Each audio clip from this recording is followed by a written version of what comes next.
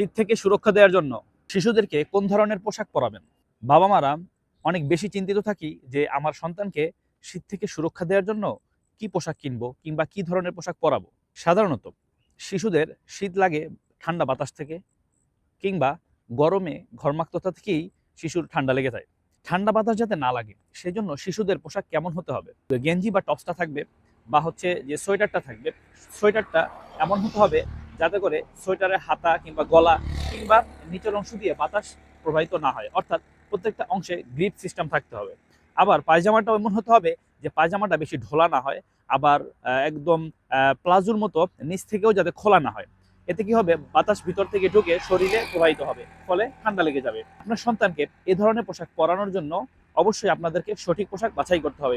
যদি আপনি মনে করেন যে আপনার সন্তানের জন্য সুন্দর এবং কোয়ালিটি সম্পন্ন পোশাক নিতে চাচ্ছেন, তাহলে অবশ্যই শীত বাড়ার আগেই আপনার সন্তানের জন্য সঠিক পোশাকটি ক্রয় করুন। সবাই ভালো থাকবেন, সুস্থ থাকবেন। আসসালামু আলাইকুম।